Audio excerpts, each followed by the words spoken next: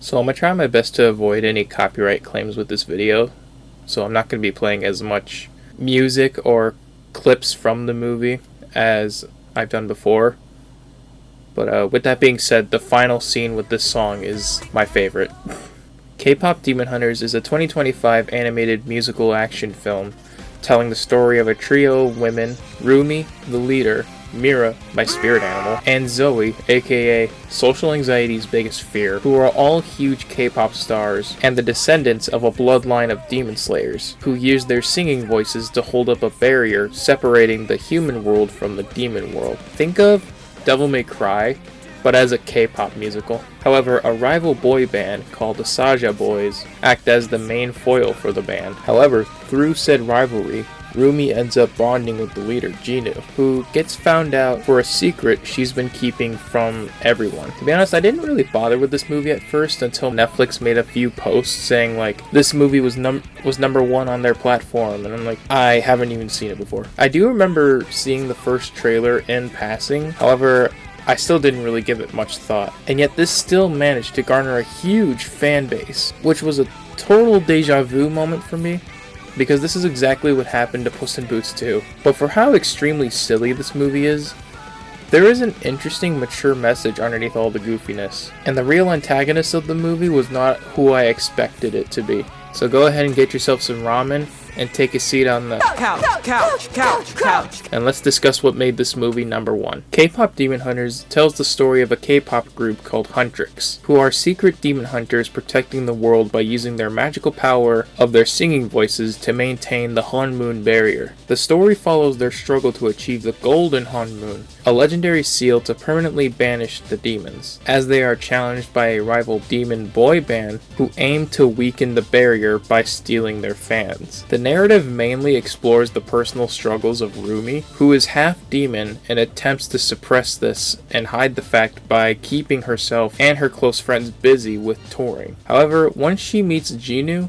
the leader of the Saha Boys, she starts double guessing her distaste in demons. However, this slowly pushes her friends away when they realize the truth about Rumi and her apparent alliance with Jinu. So I was about to talk about Jinu as the main antagonist. However, I think I'll save him for later in the video, because the real antagonist of this movie isn't Jinu, it isn't Gima, it's this woman. Celine is single-handedly the reason why Rumi is the way she is, and why the human world almost became a demon apocalypse. See, Rumi's real mom has already long passed away by the time Huntrix was formed, and Celine made a promise to Rumi's mother that she would keep her safe by any means. That sounds good at first, right?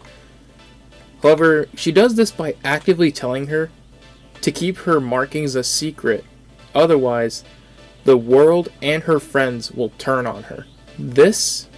And when the world finally finds out the truth about Rumi, she tells her, "We must keep you covered up until we can fix everything." Now, I guess I can kind of understand her mentality of why she thinks this is a good idea. But just imagine for a second your mother or a trusted guardian said something like, "Hey, don't be yourself and we'll all just be fine." This does kind of remind me of Hiccup's dilemma in the first How to Train Your Dragon movie. I'm honestly thinking about making a separate video just about Celine, because oh my god, I felt so crushed hearing her speak to Rumi like that. "I did my best to accept you."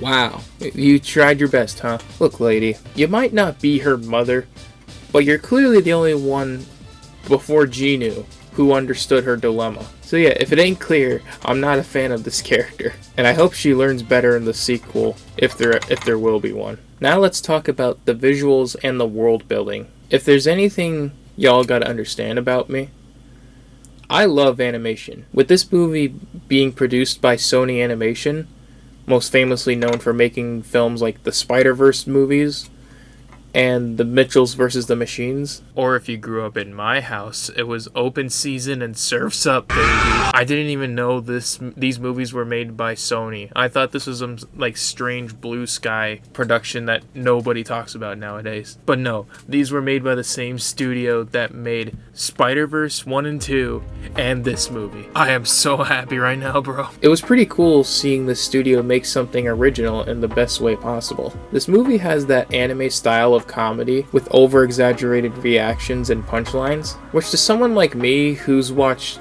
some of Shonen's biggest animes, this wasn't really much of a big deal. And like I said before, there are great emotional, mature moments between each of the characters at points in the movie. The animation is very fast-paced, and it doesn't hold back on any of the dances our characters break into. The action and fight scenes are so clean. Like, it's like if you took the fight scenes from Spider-Verse, where the frame rate just drops a little bit on purpose, and you smooth them out with fine olive oil. And the world building of K-pop Demon Hunters is pretty interesting as well. It combines the K-pop culture with Korean folklore, where certain elements from Korean shamanism, such as I'm gonna warn you right now, I'm not the greatest at pronouncing these words, so just if I'm wrong, you can correct me, but I'll probably correct myself later. Such as the defied Dangsan tree and the mythical Dokaibi, which is a Korean goblin. The Dangsang tree is what I believe is what forms the Han Moon in the first place, as we've seen it in the yard where Saline is walking around, and the glow is most prominently surrounded around that tree. And the Dokaibi is a design style most of the lesser demons take on, as well as there are some traditional Korean designs for the weapons our main leads wield. Zoe's weapons are especially interesting. They're called a Shin Kao, and it was believed to be used in cleansing rituals, but apparently the creators couldn't figure out its actual origins, so they just wrote it to be. Zoe just improvises with them by using them in a similar fashion as like throwing knives and throwing cards. Cute and deadly, huh? That's kind of my type. Also, it is crazy to think that I wasn't interested in seeing this film for a while now, since I just have never really been into K-pop. I love regular like pop music or hip-hop, but nah. This movie isn't just these songs aren't just K-pop. This is just artful songwriting with a lot of passion and thought put into the music and scenes including them. Which is funny because there's only like a little bit of like Korean lyrics in some of the songs every so often. My top favorites in order are number 1, What It Sounds Like, 2, Your Idol, and 3, Takedown. The ending where Rumi finally embraced who she truly was truly heartwarming to me, because I can speak from personal experience where people only see what's wrong with you, or what they think is wrong with you, and don't even really consider the possibility that you could be a nice person and just want to be cool, have fun, especially when it's a condition you just never chose, and you just so happen that's just how you turned out, you know? So I'm happy to see that she came to that conclusion herself by the end of the film, especially since her mentor figure couldn't help whatsoever. Also, here's some fun facts about the movie. Jinu has a pet tiger named Derpy the Tiger.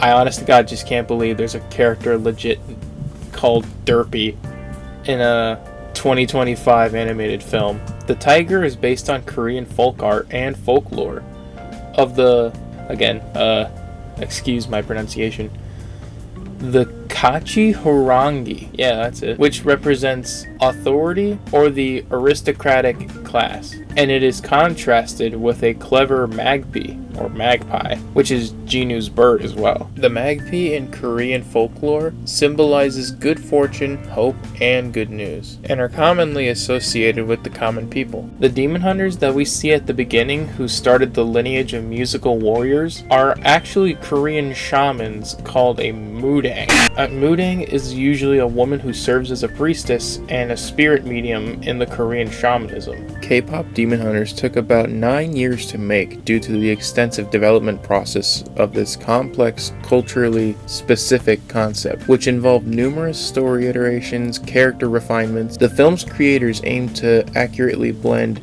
Korean mythology, K-pop culture, and modern themes.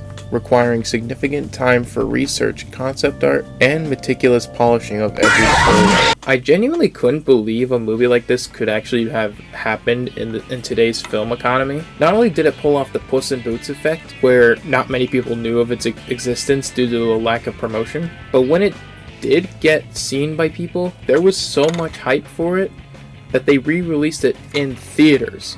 When have you heard of a Netflix original being brought to a big screen and succeeding as it did? They even pulled a Minecraft and made a sing-along version to the movie, giving people permission to actually sing along and cheer out loud in the theater. But now I'm kind of just regretting not going to see one of these shows just because that actually looks like a lot of fun. I just hope this film opens the door for big production companies to actually try and make cool and unique original films, just so that this past decade doesn't have to be known as like the era for remakes and sequels and all that. And you know, there are a lot of movies that I watch and I'm like, okay, it's not really my thing, but I can appreciate all the hard work that went into it. Like, I don't love the Minecraft movie, but I do love all the sweet details they put into the actual Minecraft world that they explore. Like, most of those sets are not CG.